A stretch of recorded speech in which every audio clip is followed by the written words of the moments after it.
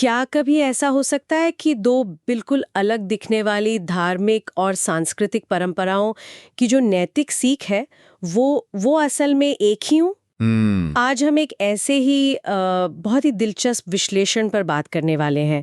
हमारे पास एक स्रोत है जो एक बहुत साहसिक दावा करता है। क्या? ये कुरान की सूरा अल नाम की कुछ आयतों और श्री राम के जीवन के जो नैतिक सिद्धांत है उनके बीच एक सीधा मतलब हूबहू कनेक्शन दिखाता है। हाँ, ये दावा वाकई बहुत बड़ा है और मतलब ध्यान खींचता है। स्रोत इन आयतों को यानी सूरा अल अनाम की आयत 151 और 152 को कुरान का नैतिक संविधान कहता है। नैतिक संविधान। हाँ, एक तरह से ये 10 नैतिक आदेश हैं और दूसरी तरफ हमारे पास श्री राम का जीवन है जिन्हें मर्यादा पुरुषोत्तम कहा जाता है। यानी वो इंसान जिसने नैतिकता को अपने आचरण में पूरी तरह उतार लिया। बिल्कुल। तो सवाल ये है कि क्या एक लिखित नैतिक कानून और एक जिया गया नैतिक जीवन, क्या ये असल में एक ही चीज हो सकते हैं? आज हम इसी दावे की तह तक जाएंगे। बिल्कुल, ये एक तरह की जांच पड़ताल जैसी लग रही है। स्रोत ने एक थ्योरी पेश की है और अब हम एक एक करके सबूतों को देखेंगे कि ये थ्योरी कितनी मजबूत है। तो चलिए इस विश्लेषण को एक एक करके समझते हैं। ठीक है, तो स्रोत 10 पॉइंट्स की एक सीधी मैपिंग करता है। हाँ, एक एक करके। तो पहले से शुरू करते हैं। सूरे अल आनाम का पहला आदेश है ईश्वर के साथ किसी को शरीक ना करना। अब आमतौर पर इसका मतलब मूर्ति पूजा से लिया जाता है, लेकिन स्रोत इसे राम के जीवन से कैसे जोड़ता है ये तो थोड़ा मुश्किल लगता है। और यहीं पे ये विश्लेषण बहुत दिलचस्प हो जाता है। स्रोत इसे पूजा पद्धति के बजाय एक बहुत गहरे मनोवैज्ञानिक और नैतिक सिद्धांत के रूप में देखता है। अच्छा। इसके अनुसार किसी को शरीक न करने का असल मतलब है किसी भी चीज को परम सत्य या ईश्वर से ऊपर न रखना, चाहे वो आपका अपना अहंकार हो, सत्ता का लालच हो या आपकी व्यक्तिगत इच्छाएं हों। अच्छा, तो ये बाहरी कर्मकांड से ज्यादा आंतरिक अवस्था की बात है। बिल्कुल। और स्रोत का तर्क है कि राम का पूरा जीवन इसी सिद्धांत का प्रतीक है। उनका हर फैसला, चाहे वो वनवास जाने का हो या राज्य संभालने का, वो एक बड़े नैतिक कर्तव्य या धर्म से बंधा था। उन्होंने कभी भी अपनी व्यक्तिगत मर्जी को, अपने सुख को उस कर्तव्य से ऊपर नहीं रखा। उनका जीवन एक उच्चतर नैतिक शक्ति के प्रति अटूट समर्पण था, जहां मैं या मेरा कोई मायने नहीं रखता। इस तरह स्रोत पूजा के रूप को छोड़कर उसके सार को पकड़ता है। ये वाकई एक अलग नजरिया है। इसने तो पहले ही बिंदु पर सोच का दायरा बढ़ा दिया। ठीक है, तो पहला सिद्धांत था एक सर्वोच्च शक्ति के प्रति समर्पण। अब दूसरा सिद्धांत, ये सामाजिक रिश्तों की बात करता है। माता पिता के साथ अच्छा व्यवहार करो। हाँ, ये तो हर संस्कृति में एक आम बात है। तो इस स्रोत में ऐसा क्या खास है? आपका सवाल सही है। यह आदेश अपने आप में अनोखा नहीं है, लेकिन स्रोत जिस तरह से राम के जीवन को इस आदेश की पराकाष्ठा मतलब चूड़ते सीमा के रूप में देखता है, वो अनोखा है। पराकाष्ठा कैसे? यहां बात सिर्फ अच्छा व्यवहार करने या सम्मान देने की नहीं है। स्रोत उस उदाहरण पर ध्यान केंद्रित करता है जहां राम ने अपने माता पिता के वचन की खातिर सिंहासन, राज्य, सारी सुख सुविधाएं सब एक पल में त्याग दिया। मतलब ये सिर्फ आज्ञाकारिता नहीं, बल्कि कर्तव्य के लिए सर्वोच्च त्याग का प्रतीक है। एकदम सही। स्रोत इसे केवल एक पारिवारिक कर्तव्य नहीं मानता, वो इसे एक नैतिक सिद्धांत के चरम रूप में प्रस्तुत करता है। ये दिखाता है कि एक नैतिक व्यक्ति अपने वचन और कर्तव्य के लिए क्या कुछ छोड़ सकता है। ये इस आदेश का सबसे शक्तिशाली उदाहरण है, जहां शब्द नहीं, कर्म बोलता है। अब तीसरे और चौथे आदेश पर आते हैं और स्रोत इन्हें एक साथ दिखता है। तीसरा है गरीबी के डर से अपनी औलत का कत्ल न करो। और चौथा है बेशर्मी के कामों के करीब न जाओ, चाहे वो खुले हों या छिपे। इन दोनों में क्या संबंध है? एक तो सामाजिक सुरक्षा की बात कर रहा है और दूसरा व्यक्तिगत आचरण की। देखिए, स्रोत इन दोनों को एक ही सिक्के के दो पहलू मानता है। एक न्यायपूर्ण चरित्र के आंतरिक और बाहरी आयाम। अच्छा। गरीबी के डर से औलाद का कत्ल न करो को स्रोत एक व्यापक सिद्धांत के तौर पर लेता है। इसका मतलब है किसी भी डर या मजबूरी के कारण समाज के सबसे कमजोर और निर्दोष लोगों पर अत्याचार न करना। ये कमजोरों की सुरक्षा का सिद्धांत है। और बेशर्मी के कामों के करीब न जाना, ये उस व्यक्ति के आंतरिक चरित्र की बात करता है।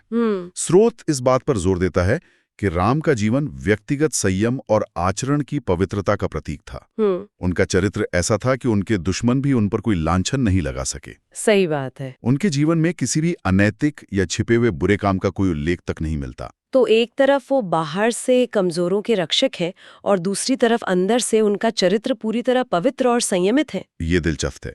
अब बात और गंभीर होती है। 5वां बिंदु है, किसी जान को नाहक कत्ल न करो, यानी किसी की अन्यायपूर्ण हत्या न करना। पर राम के जीवन में तो युद्ध और हिंसा शामिल है। स्रोत इस विरोधाभास को कैसे सुलझाता है? ये एक बहुत महत्वपूर्ण सवाल है। स्रोत के अनुसार इसकी कुंजी नाहक या अन्यायपूर्ण शब्द में है। राम ने बल का प्रयोग किया, लेकिन स्रोत का तर्क है कि उन्होंने ऐसा हमेशा और केवल न्याय की स्थापना के लिए किया, कभी भी व्यक्तिगत बदला लेने, क्रोध या आवेग में आकर नहीं। उनका हर युद्ध, चाहे वो राक्षसों से हो या रावण से, एक बड़े नैतिक उद्देश्य से जुड़ा था। धर्म की स्थापना, अन्याय का नाश। बिल्कुल, निर्दोषों की रक्षा। तो ये व्यक्तिगत हिंसा और धर्म युद्ध के बीच का अंतर है। मतलब ये व्यक्तिगत क्रोध से प्रेरित हिंसा नहीं थी। नहीं, ये न्याय को बहाल करने के लिए उठाया गया एक जरूरी और अंतिम कदम था। ये एक राजा का कर्तव्य था, एक व्यक्ति का गुस्सा नहीं। इसलिए उनके द्वारा किया गया बल प्रयोग न्यायपूर्ण था, अन्यायपूर्ण नहीं। समझ गए। अब अगले 2 आदेश, 6वां और 7वां, ये शासन प्रणाली से जुड़े लगते हैं। 6वां है अनाथ के माल के पास न जाओ, और 7वां है नाप और तौल पूरे पूरे करो। एकदम सही। स्रोत इन्हें सीधे सीधे राम के राम राज्य की अवधारणा से जोड़ता है। अच्छा। उनके लिए राजपाट कोई व्यक्तिगत अधिकार नहीं था, बल्कि एक ट्रस्टीशिप था। मतलब वो खुद को प्रजा की धरोहर का रक्षक मानते थे, मालिक नहीं। तो इस नजरिए से अनाथ के माल के पास न जाना, वो सिर्फ एक आदेश नहीं, बल्कि शासन की सर्वोच्च प्राथमिकता बन जाता है। यानी समाज के सबसे कमजोर और असुरक्षित वर्ग की अधिकारों की रक्षा करना। और नाप और तौल पूरे करना, ये तो बाजार का एक नियम जैसा लगता है। सतही तौर पर हाँ, लेकिन स्रोत इसे एक गहरे आर्थिक न्याय के सिद्धांत के रूप में देखता है। ये एक निष्पक्ष शासन का प्रतीक है, जहां किसी भी नागरिक के साथ किसी भी स्तर पर धोखा या शोषण न हो। ये सुनिश्चित करता है कि व्यापार और लेन देन में ईमानदारी हो, जो एक स्थिर और समृद्ध समाज की नींव है। मतलब आज के जमाने में जिसे गुड गवर्नेंस कहते हैं, ये उसका मूल मंत्र है। ये वाकई दिलचस्प है कि कैसे व्यक्तिगत नैतिकता और शासन की नैतिकता को एक ही धागे में पिरोया जा रहा है। अब अगला बिंदु, 8वां, जो शायद सबसे मुश्किल नैतिक परीक्षाओं में से एक है। हाँ। जब बात कहो तो इंसाफ की कहो, चाहे मामला अपने रिश्तेदार का ही क्यों न हो। हाँ, ये नैतिकता की शायद सबसे कठिन परीक्षा है, जहां न्याय और निजी रिश्तों के बीच चुनाव करना पड़ता है। स्रोत इस बात पर जोर देता है कि राम के लिए सत्य और न्याय हमेशा, मतलब हमेशा, खून के रिश्तों और व्यक्तिगत वफादारी से ऊपर था। उनके लिए न्याय का तराजू सबके लिए बराबर था। बिल्कुल, चाहे सामने कोई अपना हो या पराया। अपने परिवार या दोस्तों के खिलाफ सच बोलना या न्याय करना शायद सबसे मुश्किल नैतिक कामों में से एक है ना? बिल्कुल है। स्रोत इस सिद्धांत को राम के चरित्र का आधार मानता है। उनका पूरा जीवन दिखाता है कि उन्होंने धर्म और न्याय के लिए व्यक्तिगत संबंधों की भी परवाह नहीं की। यह सिद्धांत दिखाता है कि सच्चा न्याय पक्षपात से पूरी तरह मुक्त होता है। सही कहा। और अब हम आखिरी 2 आदेशों पर आते हैं, जो इस पूरी नैतिक संरचना को एक साथ बांधते हैं। 9वां है अल्लाह के अहद यानी वचन को पूरा करो। और 10वां है यही मेरा सीधा रास्ता है, तो तुम इसी पर चलो। स्रोत के अनुसार राम का पूरा जीवन ही इन 2 सिद्धांतों का सबसे बड़ा प्रमाण है। अहद को पूरा करना या वचन को निभाना, ये तो उनके चरित्र का मूल आधार था। प्राण जाए पर वचन न जाए। बिल्कुल वही। और ये सिर्फ जुबान से दिए गए वचन तक सीमित नहीं है, बल्कि कर्तव्य, धर्म और नैतिक व्यवस्था के प्रति उनकी अटूट प्रतिबद्धता को भी दिखाता है। और सीधा रास्ता यानी सिरातल मुस्तकीम। जब आप सिरातल मुस्तकीम कहते हैं तो इसका शाब्दिक अर्थ तो सीधा रास्ता है, लेकिन स्रोत के संदर्भ में इसका क्या खास मतलब है? स्रोत के संदर्भ में सीधा रास्ता सिर्फ एक दिशा नहीं, बल्कि जीवन जीने का एक तरीका है। अनुशासन, मर्यादा और धर्म का रास्ता। जिसमें नैतिक भटकाव की कोई जगह नहीं है। बिल्कुल। यह एक ऐसा जीवन है जो सिद्धांतों पर चलता है, मन की मौज पर नहीं। इसीलिए स्रोत ये निष्कर्ष निकालता है कि राम का जीवन ही सिरात अल मुस्तकीम का एक व्यवहारिक प्रदर्शन है। वो सिर्फ सीधे रास्ते पर चले नहीं, बल्कि उनका जीवन ही दूसरों के लिए वो सीधा रास्ता बन गया। तो इन 10 बिंदुओं को एक एक करके देखने के बाद अब उस बड़े सवाल पर वापस आते हैं, इस सब का मतलब क्या निकलता है? स्रोत का मुख्य सिद्धांत या निचोड़ क्या है? यहाँ स्रोत एक बहुत स्पष्ट और मजबूत तर्क देता है। वो कहता है कि सूरे अल अनाम की ये आयतें लिखित नैतिक कानून हैं। Written moral law. हाँ, और राम का जीवन उसी कानून का व्यावहारिक रूप है। Practised moral law. स्रोत के शब्दों में दोनों की नैतिक रीढ़ एक ही है, बस सांस्कृतिक स्मृति अलग अलग है। एक सीधा रास्ता, कई आईने, ये विचार ये बहुत शक्तिशाली है। हाँ, इसका मतलब है कि परम नैतिक रास्ता एक ही है, बस अलग अलग संस्कृतियों, भाषाओं और परंपराओं के आयनों में उसकी छवि अलग अलग दिखती है। कोई उसे कुरान के शब्दों में पढ़ता है, कोई उसे राम के जीवन में देखता है, लेकिन सार एक ही है। और यहाँ बात और भी दिलचस्प हो जाती है। स्रोत एक नो एक्सेप्शन प्रिंसिपल यानी बिना अपवाद का सिद्धांत भी लागू करता है। ये सुनने में काफी सख्त नियम लगता है। इसका क्या मतलब है? हाँ, और यही इस विश्लेषण को और भी गहरा और विवादास्पद बना सकता है। इसका मतलब है कि ये तुलना सिर्फ सतही नहीं है। मतलब कुछ चुनिंदा घटनाओं पर आधारित नहीं है। नहीं, स्रोत का तर्क है कि कुरान का हर एक आदेश राम के आचरण में पूरी तरह से बिना किसी अपवाद के समाहित है। एक मिनट, ये तो बहुत बड़ी बात है।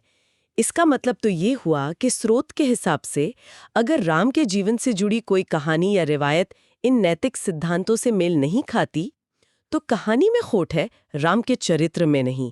ये तो पूरे नजरिए को ही पलट देता है। आपने बिल्कुल सही समझा। यही इस सिद्धांत का सबसे क्रांतिकारी पहलू है। स्रोत का मानना है कि अगर कोई कथा इन नैतिक सिद्धांतों का खंडन करती हुई दिखती है, तो वह राम की नैतिक विफलता नहीं, बल्कि एक ऐतिहासिक विकृति या बाद में की गई मिलावट है। वाह! ये इस गहरे विश्वास पर आधारित है कि सार्वभौमिक नैतिक सत्य ग्रंथों से भी पहले मौजूद है। ग्रंथ तो बस उसे संरक्षित करने का एक माध्यम है। इस नजरिए से राम का जीवन उस नैतिक सत्य का जीवंत रूप है, और कोई भी कहानी जो उन्हें उस सत्य से कमतर दिखाए, वो खुद ही सवालों के घेरे में आ जाती है। वाह! ये तो एक बहुत ही साहसिक दावा है जो परंपराओं को देखने का एक बिल्कुल नया तरीका पेश करता है। तो आज की इस बातचीत में हमने एक स्रोत के माध्यम से एक असाधारण दृष्टिकोण को समझा। ये दिखाया गया कि कैसे कुरान के नैतिक संविधान और राम के जिए गए जीवन के बीच एक सीधी रेखा खींची जा सकती है, जहां एक लिखित कानून है और दूसरा उसका चलता फिरता जीता जागता उदाहरण। बिल्कुल। यह विश्लेषण हमें दिखाता है कि कैसे अलग अलग दिखने वाली परंपराओं में एक समान नैतिक आधार और साझा मानवीय मूल्य खोजे जा सकते हैं। यह हमें सतही भिन्नताओं से परे जाकर उन सिद्धांतों की जड़ों को देखने के लिए प्रेरित करता है जो पूरी मानवता को एक सूत्र में पिरोते हैं। एक तरह से हमारी साझा नैतिक विरासत की खोज। हाँ, कह सकते हैं। और इसी विचार के साथ हम श्रोताओं के लिए एक सवाल छोड़ना चाहेंगे। इस श्रोत ने कुरान के 10 नैतिक आदेशों और राम के जीवन को एक साथ रखा है। ये सोचने पर मजबूर करता है कि अगर इसी विश्लेषण के फ्रेमवर्क में ईसाई और यहूदी परंपरा के 10 कमांडमेंट्स यानी 10 आज्ञाओं को भी शामिल कर लिया जाए, तो क्या एक सार्वभौमिक नैतिक चार्ट उभर कर सामने आएगा? क्या अलग अलग परंपराओं के नैतिक शिखर, भले ही वे अलग अलग पहाड़ों पर हों, आखिरकार एक ही बिंदु पर आकर मिलते हैं?